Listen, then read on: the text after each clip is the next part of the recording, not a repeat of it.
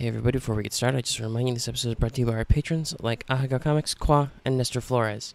If you like what we do and want to see us do more, consider supporting us on Patreon. You can access episodes early and lots of other goodies, and it would really help us out. Thanks for your support, everybody.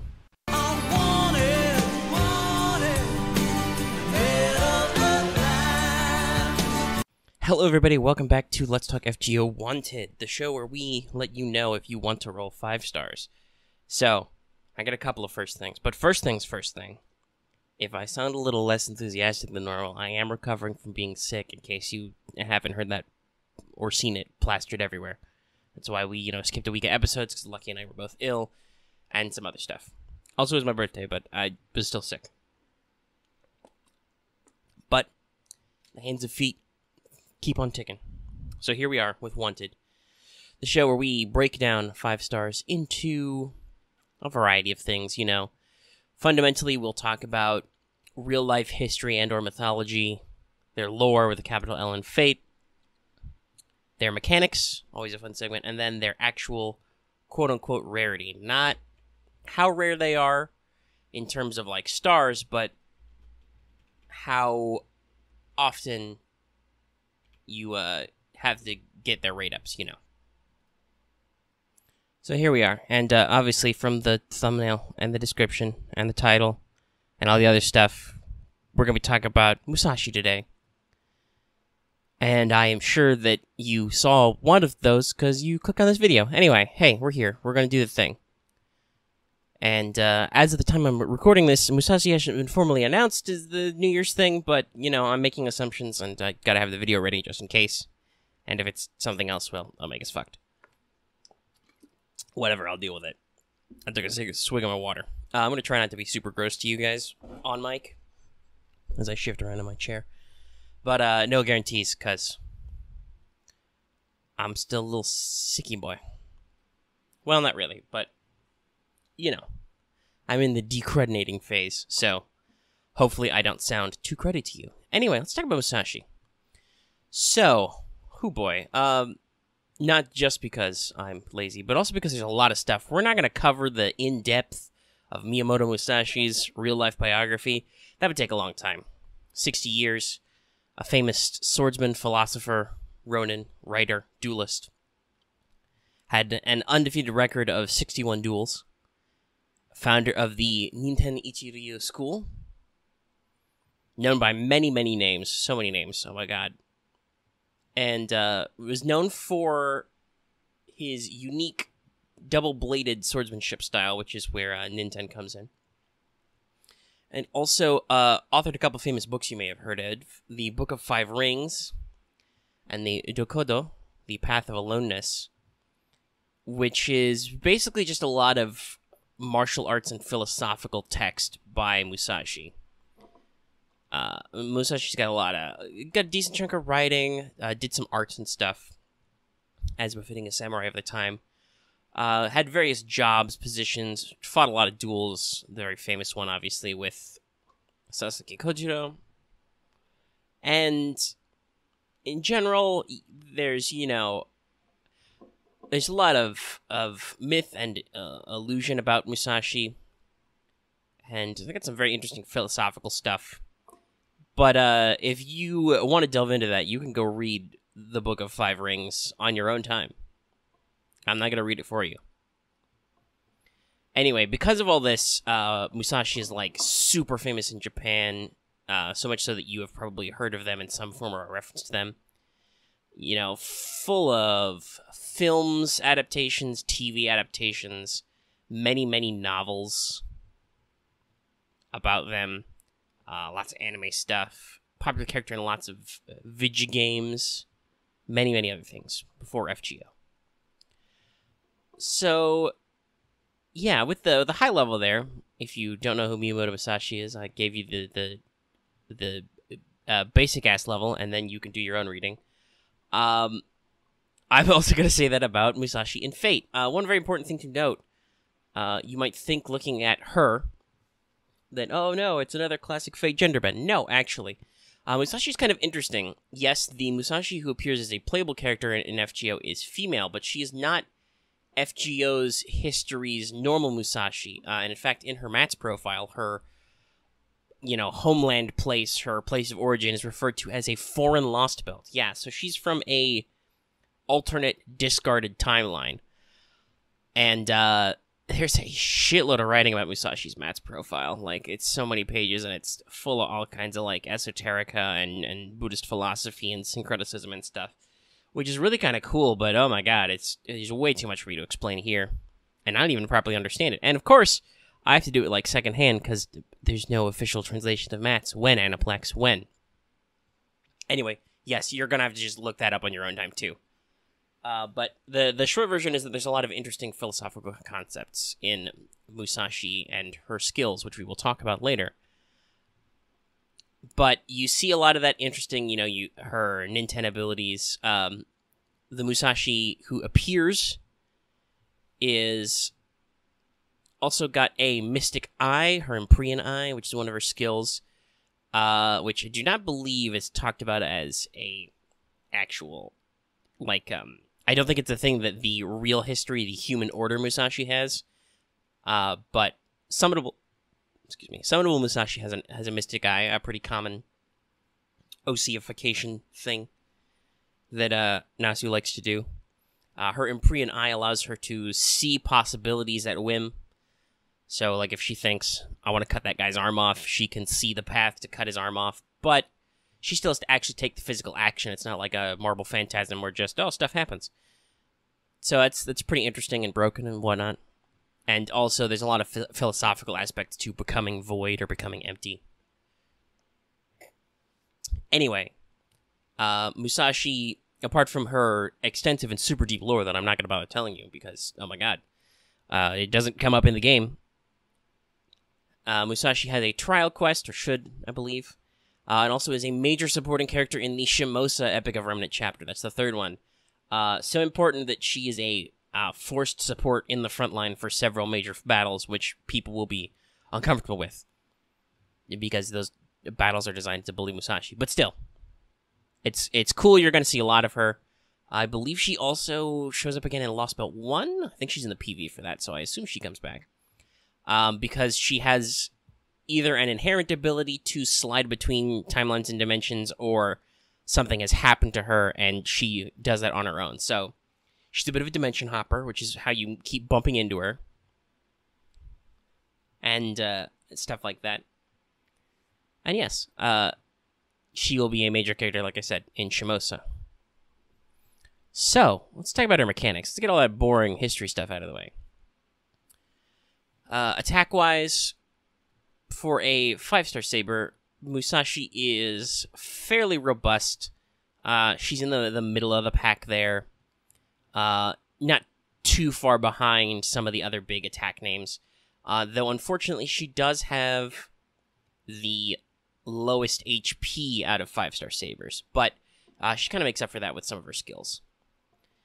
So, we cannot talk about Musashi's deck, her hit counts, or her generation stats without getting the elephant out of the room. So we're going to break form a little bit. Usually I talk about skills after I talk about all the core stats and then the NP and everything.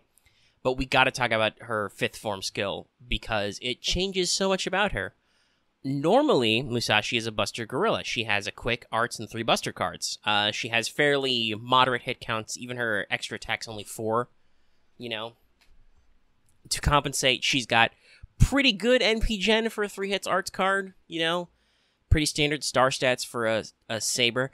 Oh, and then her 5th form skill is crazy because for 1 turn, it doubles the number of hits counted for each attack. Now, obviously, this kind of decreases the individual damage a little. So the other thing the skill does is it scales up your damage per hit slightly, so it becomes kind of a 1-turn 30% attack buff, though you might not necessarily notice that right away because of how it breaks up the damage still. But yeah, it's like a stealth damage buff per hit. Still, it's cool. But that means that Musashi goes from 3 hits arts and quick cards to 6 hit arts and quick cards for 1 turn. And her Buster cards go from 2 hits to 4 hits. And her extra I believe her extra goes to 8 hits. Which is nuts. This is the skill that kind of defines Musashi. It's a unique mechanic that is as far as I can recall, and I'm pretty sure if it happened somewhere else I would recall, is unique to her. Because she has 2 swords. But yeah, no, it's very impressive. It changes her strategy a lot for that one turn, so you want to use it properly. But it can really bring the pain. Combined with a critical turn of some kind, like you set up a lot of stars or something, you can demolish enemies with this. Your attack power goes up, technically, if your skill is leveled. You know, your generation stats go up. It's crazy. Really makes or breaks Musashi. Speaking of hits, though, her NP is a single target buster, and this is why you want Musashi, because she's a great boss killer. So step 1, she's got the overcharge effect where she gets, you know, minimum 20% NP damage up. That's fun. Maximum of 60% with overcharge. This is a 7-hit single target NP that deals powerful damage to the target and then removes all buffs. It's like Rule Breaker. Only it doesn't battery her up after, but still, like, wow, damn. It's crazy good, just in terms of, like, general damage types. You know, her attack is pretty good. It's not the best, but she's still got a single target, which means she's got a good multiplier. You can turn this into a, you know, NPBB chain for a lot of damage on a single target. You can, hopefully fairly quickly get into it. Also, with one of her skills later, and just the nature of this, it's kind of like what you do with Raiko, because Buster cards have a little bit of star gen on their own. It's got enough hits that it can actually generate a few stars, which she might turn around.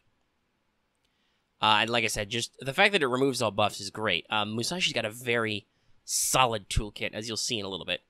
So we already talked about 5th form, her first skill, which, you know, kind of defines her kit. Second skill is the Empyrean Eye, which is a 5-turn cooldown, and it's just better mana burst. How is it better, you ask? Well, in addition to your normal-ass 50% Buster card up, which is great for, you know, what we just talked about with her NP, also you get 1 turn of Ignore Invincible. So this makes Musashi great in an NP chain. You know, give her Pierce Invincible so she'll get through, like, an Evade or an Invincible, and then she'll clear it for the people who come after. And just in general, it's really great. Oh, the enemy, the big, bad, scary boss man's trying to get out of your big hit.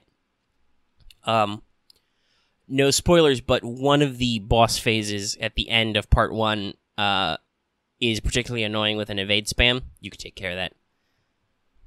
I think it's still caster-oriented, too, so that's not even, like, less damage. Anyway, yeah, so Empyrean Eye is really great. And then Muko, to become empty. Is another great one. Hey, this is a 6-turn cooldown, which increases your critical star drop rate by 30% for 3 turns. You know, not amazing, but it's got multiple turns. Oh, and it removes her debuffs, and it makes her invincible for 1 turn.